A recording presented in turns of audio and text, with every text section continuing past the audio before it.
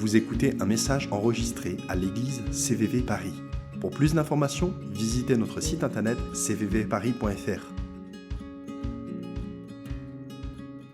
Ce matin, le titre de ce message, c'est « Au cœur de la générosité ». Et comme vous savez, ça fait 2 semaines qu'on parle du sujet de l'argent et Adrien nous a beaucoup aidé à méditer sur ce sujet et il nous a parlé de plusieurs rencontres. Est-ce que vous vous souvenez des rendez-vous à ne pas manquer où il nous a encouragés la semaine dernière? Il y avait celui du jeune homme riche, celui qui était venu à Jésus pour savoir comment hériter la vie éternelle. Et malgré sa sincérité, il repart, triste. Je ne vais pas revenir là-dessus. Zachée, un homme marqué par la convoitise, mais radicalement changé lorsqu'il rencontre Jésus. Et puis il y avait aussi cet autre rendez-vous raté que Adrien nous a raconté, l'histoire du veau d'or, où le peuple d'Israël détourne ce que Dieu leur avait donné pour en faire une idole. Et ce matin, j'ai le plaisir de conclure un peu cette série, cette mini-série, et je vais légèrement élargir notre perspective sur le thème de la générosité de manière un peu plus globale. Essayer de parler de la générosité dans toute sa richesse, ou du moins ce qui est possible de faire en 30 minutes. Si on fait un petit retour en arrière, Adrien, ici, la semaine dernière, il nous a demandé quel était le rendez-vous que Dieu nous donnait. Alors pour ceux qui étaient là, dans votre tête, essayez de vous rappeler quel était ce rendez-vous.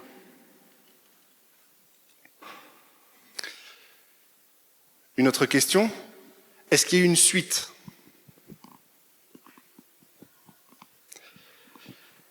Et avez-vous pris le temps d'y répondre si une action était nécessaire dans ce rendez-vous que Dieu vous a donné? C'est important de mettre en pratique et de vraiment se souvenir et saisir des choses qui nous encouragent à vivre la générosité. Et peut-être ce que Dieu vous a dit la semaine dernière, c'était dans le thème de la générosité, j'imagine, peut-être une générosité financière, mais peut-être autre chose. Et c'est ça qu'on va essayer de creuser un peu ensemble ce matin, pour voir comment cette générosité peut transformer nos vies et celles des autres. Donc, mon premier point, et qui sera certainement le plus important de ce matin, si je commence par ça, c'est que je pense que c'est le premier et le plus important, c'est que la générosité ne commence pas avec nous, et elle commence avec Dieu. Ok ? Je vous propose de revenir à l'histoire du jeune homme riche dont Adrien nous avait parlé il y a 2 semaines et un petit peu la semaine dernière, dans Matthieu 19. Je vais relire le passage. Et voici un homme s'approcha et dit à Jésus, « Maître, que dois-je faire de bon pour avoir la vie éternelle ?» Il lui répondit, « Pourquoi m'interroges-tu sur ce qui est bon ? Un seul est le bon. Si tu veux entrer dans la vie, observe les commandements. » « Lesquels ?» lui dit-il. Et Jésus répondit, « Tu ne tueras point, tu ne commettras point d'adultère, tu ne déroberas point, tu ne diras point de faux témoignages, honore ton père et ta mère, et tu aimeras ton prochain comme toi-même. » Le jeune homme lui dit, « J'ai observé toutes ces choses, que me manque-t-il encore ?» Jésus lui dit, « Si tu veux être parfait, va, vends ce que tu possèdes, donne-le aux pauvres, et tu auras un trésor dans le ciel. Puis viens et suis-moi. » Après avoir entendu ces paroles, le jeune homme s'en alla, tout triste, car il avait de grands biens. Donc, pour ceux qui ont déjà lu cette histoire ou qui la connaissent, quand on vous parle de l'histoire du jeune homme riche, vous pensez à qui ? Au jeune homme riche. Oui ?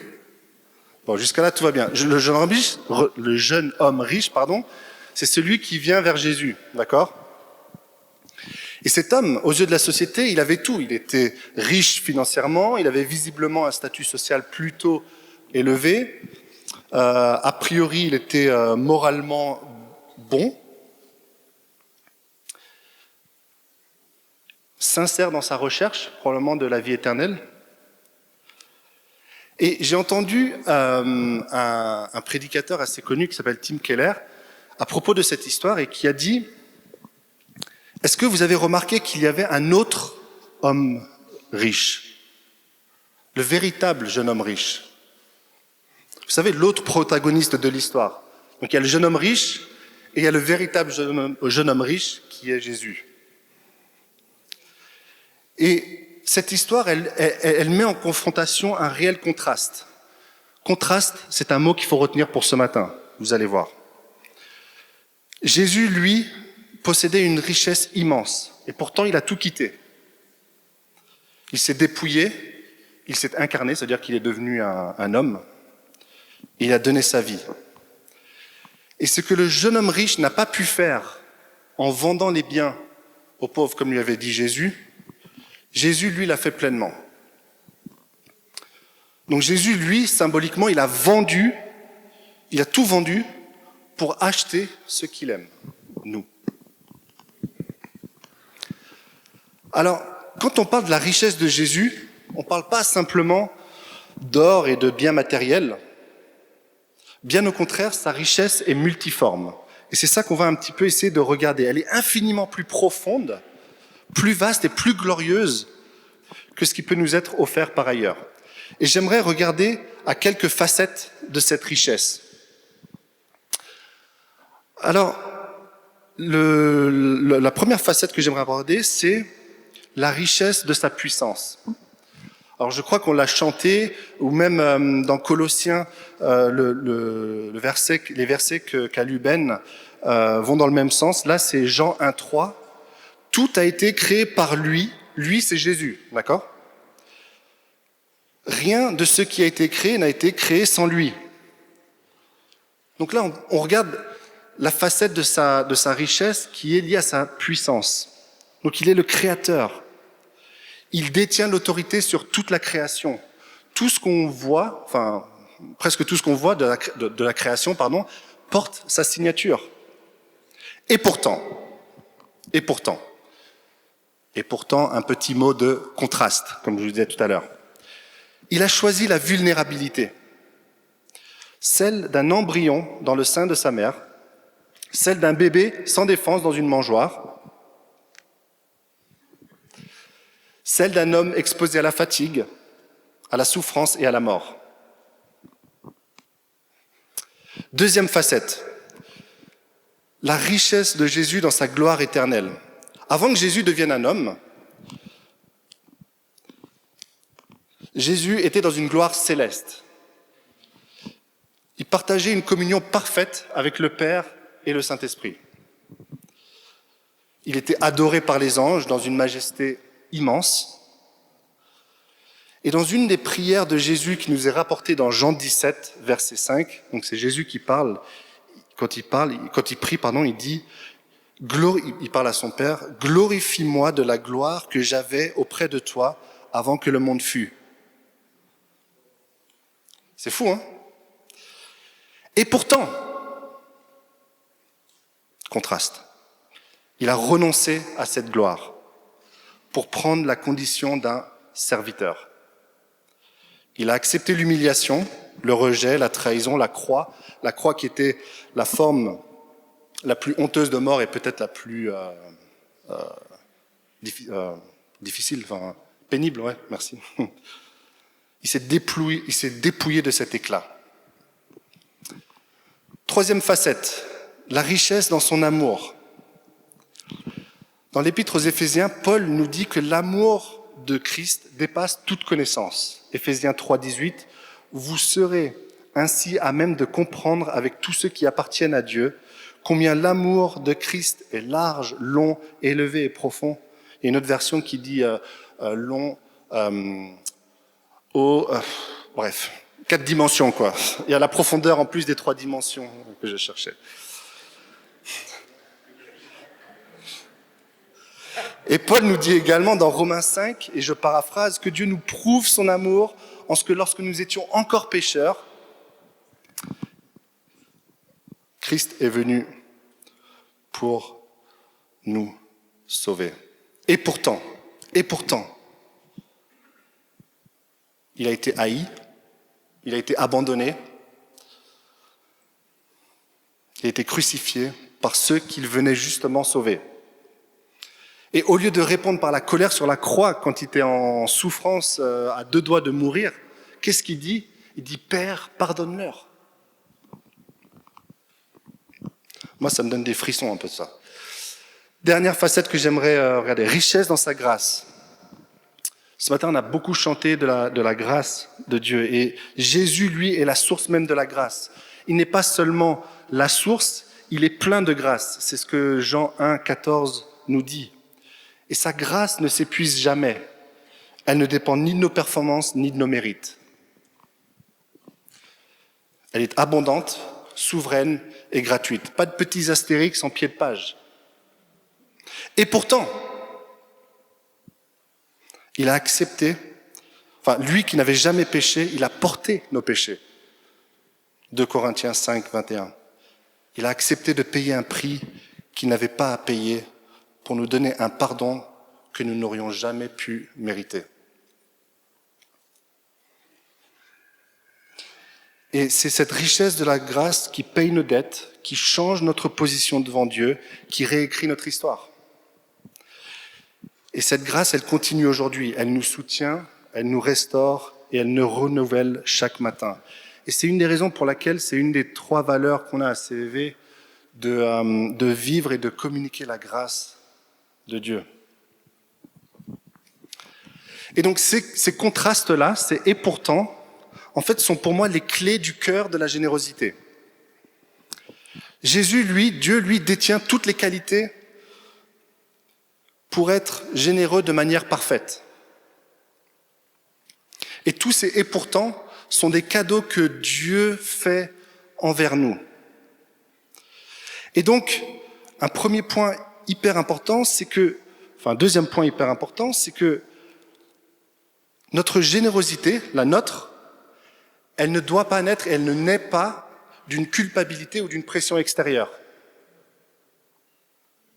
Elle prend racine dans l'émerveillement, dans la contemplation de Jésus.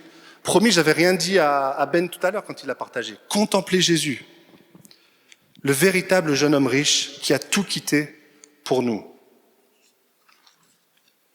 Quand nos yeux se fixent sur lui, quand notre cœur est saisi un peu plus par la grandeur de qui il est, de ce qu'il a fait, alors quelque chose en nous change. Et la générosité ne devient plus un devoir, mais une réponse d'amour. Donc, à quoi ça peut ressembler ? J'aimerais proposer quelques pistes très simples, mais quand même spirituelles. Donc, ce principe du fait que notre générosité est une réponse à celle de Dieu, comme j'ai déjà dit, s'étend bien plus au-delà du thème de l'argent. Elle concerne toutes les sphères de notre vie, que ce soit notre temps, notre attention, notre patience, notre hospitalité, notre capacité à pardonner, etc., etc. Et je vais vous faire une petite confidence. Généralement, j'aime pas trop donner des conseils, des recettes, des choses comme ça. Mais je pense qu'aujourd'hui, je crois pouvoir nous donner un conseil essentiel. C'est le suivant. Et peut-être que ça vous surprendra un petit peu, surtout pour nous qui sommes... Non. Voilà. Ne nous précipitons pas à agir. Ne courons pas immédiatement vers une liste de choses à faire pour devenir plus généreux. Adrien nous a donné il nous a incité à entendre un rendez-vous que Dieu nous a donné. Si vous n'avez rien entendu, peut-être qu'il vous faut du temps. Mais la première des choses, la première heure, c'est de dire, ok, je vais être généreux, je vais faire ci, ça cette semaine, et ça ira mieux.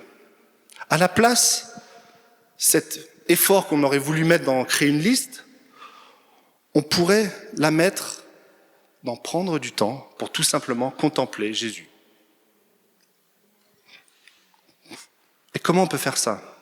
Déjà, prendre du temps, je suis conscient que c'est pas toujours évident dans le rythme du quotidien. Mais c'est dans ces temps à part que souvent la transformation peut arriver, commencer, continuer, se poursuivre. Et du coup, dans ce thème de la générosité, ce que je pourrais vous proposer comme chose à faire dans les jours et les semaines qui arrivent, c'est pour contempler Jésus, peut-être avant d'en arriver là, c'est d'exprimer à Dieu quelles sont vos luttes et vos blocages intérieurs face à la générosité. Ça fait du bien de dire, d'exprimer à Dieu les choses qui nous bloquent. Et en fait, on constate que ça nous libère et on peut avancer.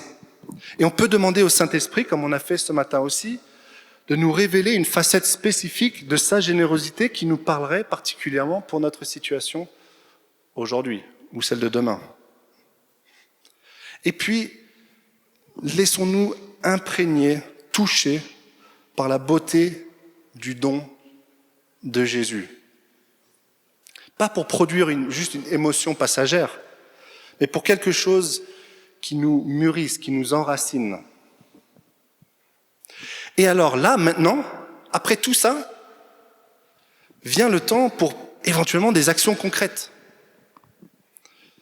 Elles ne viendront pas par une pression humaine, comme on a dit, ni d'une obligation religieuse. Elles seront enracinées en Dieu, inspirées par cet émerveillement. Et si je devais résumer ce que je viens de dire en une phrase, c'est que c'est la générosité de Dieu qui fait quoi ? Qui inspire, qui nourrit et déclenche notre générosité. Ne dites pas l'inverse. C'est celle de Dieu qui inspire, qui nourrit et qui déclenche notre propre générosité.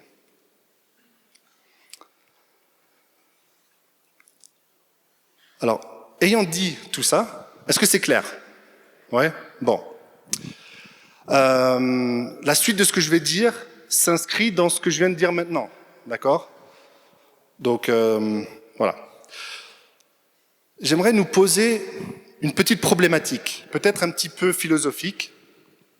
C'est que généralement, la générosité dans notre tradition chrétienne donc, est un appel à l'amour désintéressé, c'est vrai, au don libre, souvent tourné vers l'autre.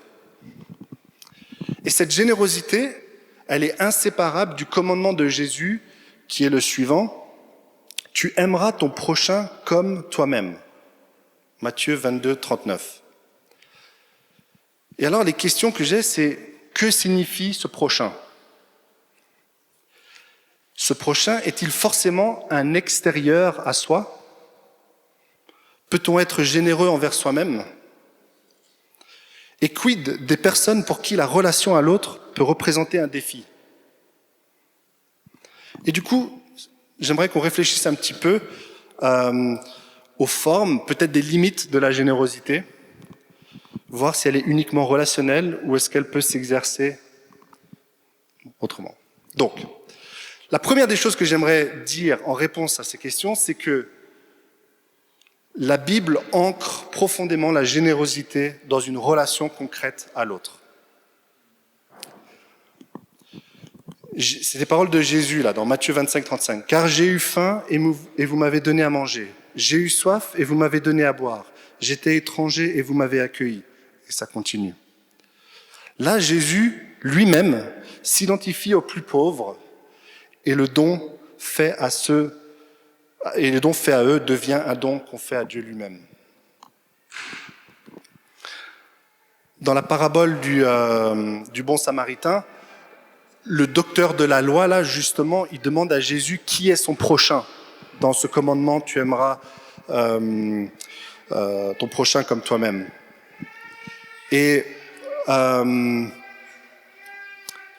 cette parabole, elle montre, alors vous pourrez la lire, j'ai pas le temps d'en parler dans Luc 10, elle montre que la générosité dépasse les frontières ethniques ou religieuses pour se tourner vers quiconque est en détresse.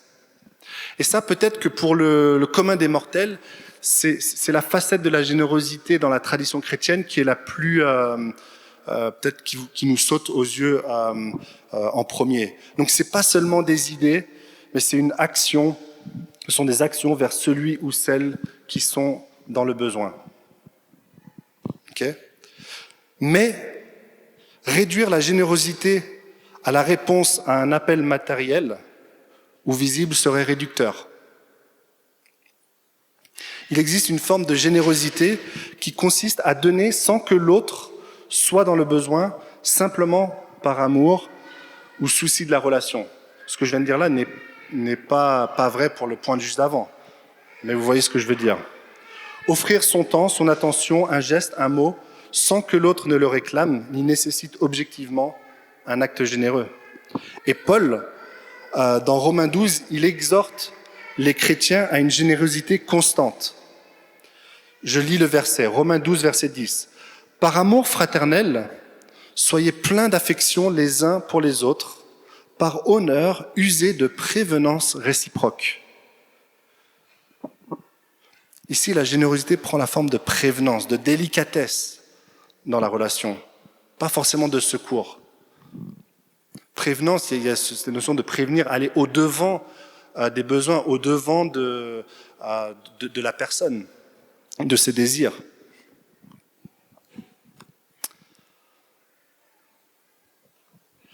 Et du coup, je trouve que pour tout un chacun, face à cette invitation évangélique de la générosité, il y a quand même un équilibre intérieur qui doit être trouvé entre générosité vers autrui et générosité envers soi-même. Et la générosité, je pense, n'exclut pas une certaine forme d'intériorité, probablement nécessaire. Je vais essayer d'en parler un petit peu. Et donc, cet aspect est un peu plus visible chez les personnes dites introverties, pour qui le contact fréquent avec les autres peut générer de la fatigue ou de la saturation. Et dans son commandement, Jésus ne dit pas seulement d'aimer son prochain, mais comme toi-même. Et j'aimerais m'arrêter ici 2 secondes. Ce commandement suppose une forme de générosité envers soi, d'écoute de ses limites et de ses besoins. Jésus ici, il ne s'adresse pas que aux introvertis, il s'adresse à tous. Jésus lui-même, il donne l'exemple. Après avoir enseigné dans sa vie d'homme, là, après avoir enseigné, après avoir guéri les foules, il se retire dans la solitude pour prier. On voit ça dans Luc 5. Et donc ce retrait lui permet de se ressourcer, de retrouver une communion avec le Père pour agir avec justesse. Donc si Jésus il fait ça, je vous laisse conclure pour vous-même. Donc, la générosité implique de prendre soin de soi pour être capable d'être présent pour les autres. Et donc, dans cet équilibre que j'essaye de nous faire sentir, là, j'aimerais décrire deux excès, d'accord ? Le premier sera l'épuisement dans le don. Donc ça, c'est d'un côté. Celui-ci ou celui-là, comme vous voulez, je ne fais pas de droite-gauche. Et l'autre, c'est le repli sur soi. Premier, l'excès de don, s'oublier soi-même. Certaines personnes sont naturellement tournées vers l'autre, vivent une générosité spontanée et abondante. Elles donnent de leur temps, de leur énergie, de leur écoute, souvent sans compter. Et ce don est apprécié et admirable, mais peut devenir dangereux si la personne ne s'écoute pas. Ne pas reconnaître ses limites, ses besoins et ses blessures peut mener à une forme de surenchère sacrificielle. Nous ne sommes pas Jésus. Cette générosité sans discernement peut conduire à l'épuisement physique, psychique et spirituel, à un burn-out que Dieu ne valorise pas. Et Dieu ne veut pas des victimes épuisées, mais des serviteurs joyeux. J'aime bien ça là. Dieu ne veut pas de victimes épuisées, mais des serviteurs joyeux. Donc, à bon entendeur, salut, ceux qui se sentent sur ce côté-là du spectre. Vous n'êtes peut-être pas complètement au spectre, au burn-out, comme je dis, mais peut-être qu'on s'y rapproche, ou on a une tendance à s'y rapprocher, d'accord ? Allez, on regarde l'autre, l'excès d'isolement. peut-être ne jamais se donner. À l'inverse, d'autres, souvent par peur, par blessure ou par confort tout simplement, choisissent de se refermer sur leur univers personnel et peinent à se laisser déranger par autrui. Ils cultivent l'introspection, la prudence, voire l'indifférence. Le danger est alors de se couper de l'appel du prochain, de justifier son retrait par une fausse paix intérieure. Et ce repli excessif empêche la rencontre, l'altérité, la sortie de soi, le lieu même où se vit l'amour.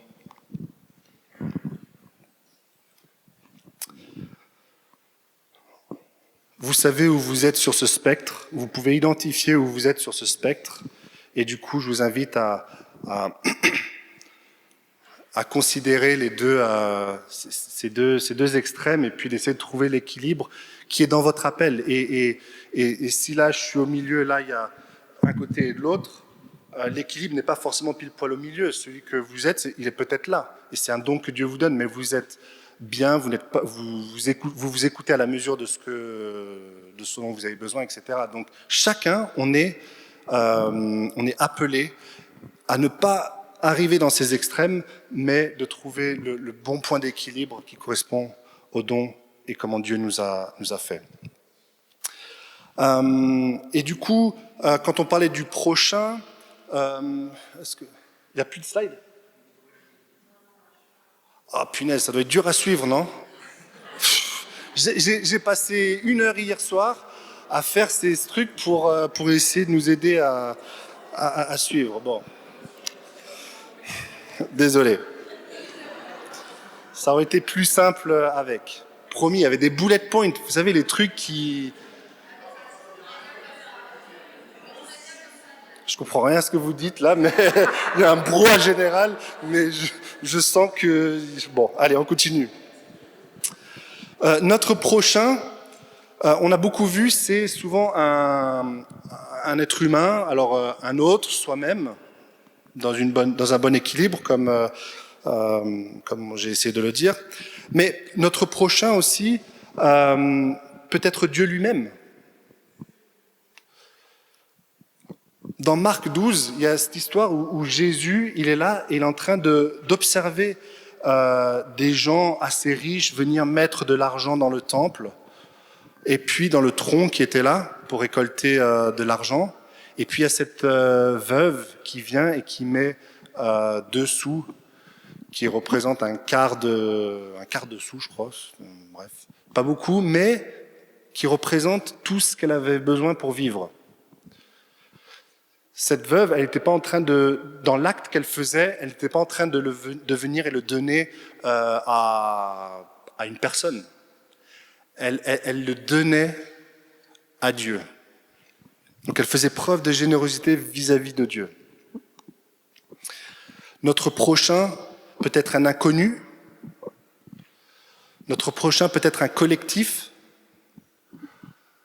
Peut être engagé dans une association, qu'elle soit caritative, sportive, que sais-je, de cuisine, ce que vous voulez. Et j'aimerais terminer en essayant, alors c'est dommage qu'on n'ait pas la présentation, le PowerPoint, ça nous aurait aidé, c'est de parler un peu de la générosité à la française. Pour ceux qui ne sont pas français, vous pouvez vous dire ouf. J'aimerais un peu partager, alors c'est très personnel, vous n'êtes pas obligé d'être 100% d'accord avec ce que je vais dire, peut-être partiellement, peut-être un peu, on peut en discuter même après si vous voulez, mais chaque culture exprime la générosité un peu à sa manière, et c'est vachement intéressant de regarder comment la générosité s'exprime en France, en Espagne, aux États-Unis, au Gabon. Enfin voilà, il y a beaucoup de manières différentes de voir et de vivre la générosité. Et ici, l'enjeu, c'est d'identifier ce qui, à la lumière de tout ce que nous avons vu, résonne ou non avec notre réalité culturelle. Et surtout nous interroger comment vivre une générosité inspirée de Dieu, ancrée dans notre culture française. Alors, je vais changer un peu l'ordre. Je vais d'abord vous donner un exemple. Imaginons, ça vous est probablement déjà arrivé, un ami ou une amie vous aide à déménager un samedi. Il ou elle le fait volontiers, sans rien demander. Mais il est culturellement attendu que tu offres au moins un café, un repas, ou que tu proposes ton aide en retour un jour. Même s'il dit non, pas de souci, c'est normal. Il y a un déséquilibre durable pourrait se mettre en place et gêner la relation. Il y a une sorte de comptabilité affective invisible, non pas pour rembourser, mais pour maintenir un équilibre relationnel. Ça vous parle, ça? Moi, ça me parle un peu quand même. Donc, après cet exemple, je dirais que la générosité entre individus en France, elle est souvent empreinte d'un certain équilibre, d'accord? Voire d'une forme de pudeur. On donne, oui, mais avec discrétion, parfois même avec réserve, parce que l'excès peut sembler suspect, intrusif. L'acte généreux est rarement spectaculaire. Il se veut mesuré, sincère et intégré dans une relation d'égal à égal.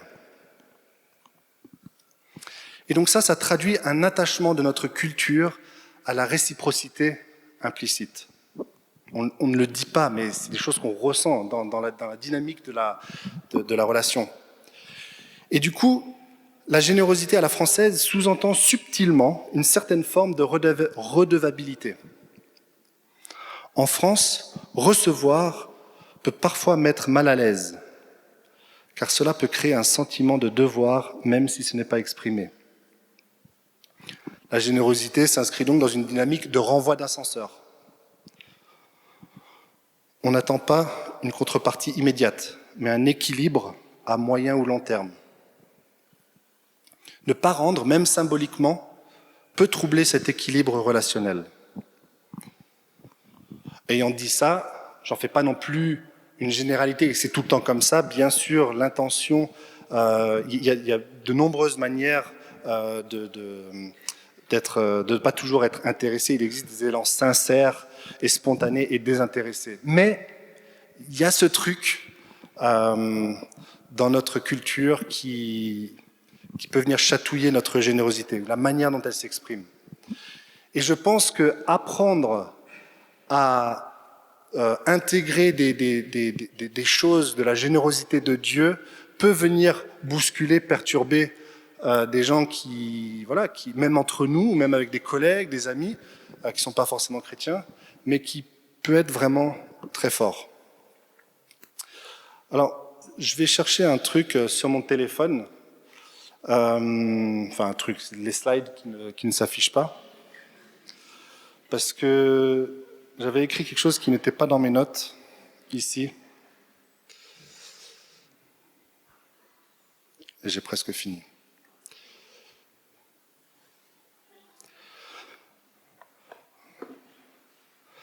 Voilà, si j'essaye maintenant de mettre en relief un petit peu cette générosité à la française que j'ai essayé de décrire et la générosité, on va dire, biblique.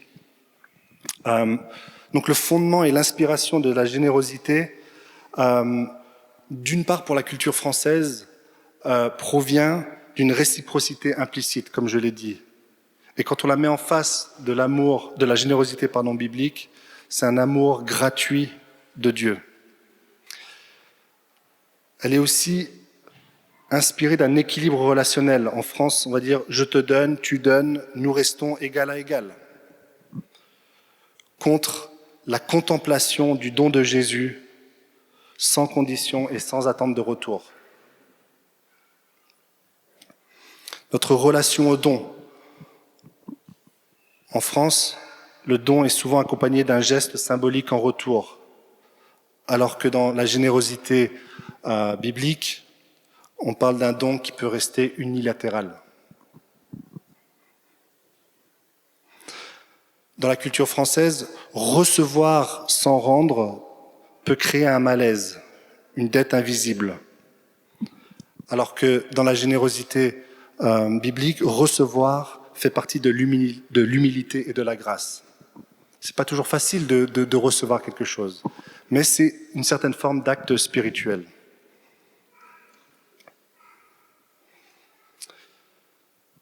Donc, pour terminer, et après on prendra un chant pour, dans cette attitude d'adoration à Dieu, de reconnaissance à Dieu, laisser Dieu nous parler, j'aimerais juste nous donner 7 ou 8 domaines de générosité que je ne vais pas développer, mais qui nous donnent des idées, et bien sûr dans la dynamique que j'ai essayé de décrire, parce qu'on pense souvent à la générosité avec l'argent, mais j'aimerais en suggérer d'autres.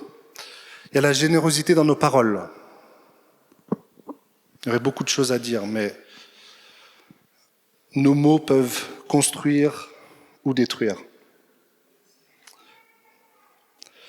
Générosité dans notre temps.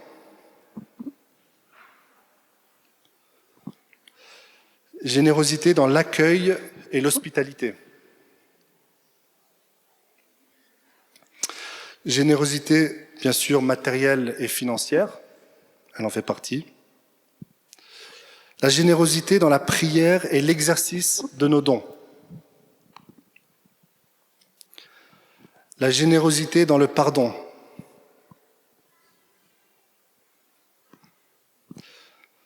La générosité dans nos compétences et notre énergie. Je fais juste un petit clin d'œil à CVV coup de pouce. Si vous ne savez pas comment partager, comment mettre à contribution des choses que vous savez bien faire et qui pourraient être utiles à d'autres, il y a CVV coup de pouce. Vous pouvez aller voir Lydie ou Anne Caro. C'est un bon moyen de savoir les choses pour lesquelles vous êtes doué et que vous seriez prêt à aider d'autres personnes. Et une dernière forme de générosité serait le choix, nos choix de vie. Des fois, il y a des décisions de fond qu'on prend. Une carrière qui va plutôt servir que s'enrichir, adopter un rythme de vie plus simple pour être plus disponible, renoncer peut-être à certaines ambitions. Donc j'espère, après ça, que vous allez mettre l'effort à prendre du temps, de laisser la générosité de Jésus par la contemplation de ce qu'il a fait. Et j'ai abordé que 4 choses, les richesses dans sa puissance, sa gloire, etc., son amour. Mais il y en a d'autres. Laissez-vous toucher par ça et que ces racines prennent et que la générosité qui est cette réponse d'amour grandisse en chacun de nous. Et du coup, si l'équipe peut venir, on va chanter un dernier chant. J'aimerais juste prier pour nous en cette fin de petite série sur l'argent et la générosité.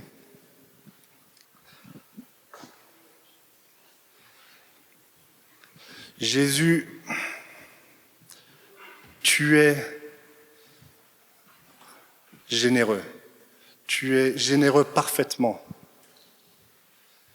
Et j'aimerais nous inviter tous à valoriser, apprendre plus à te contempler,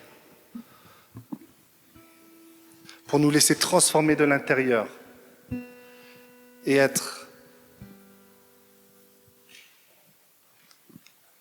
motivés et être sainement motivés à exprimer notre générosité en retour.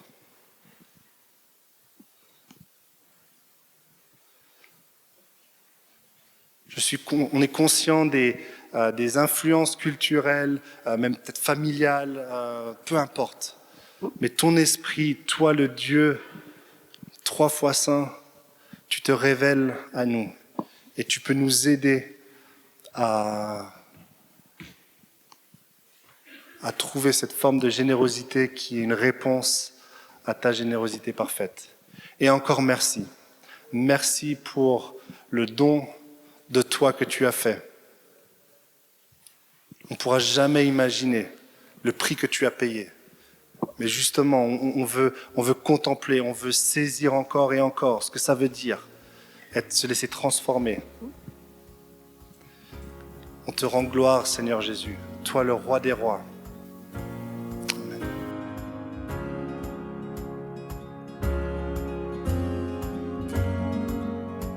Vous venez d'écouter un message enregistré à CVV Paris. Pour plus d'informations, visitez notre site internet cvvparis.fr.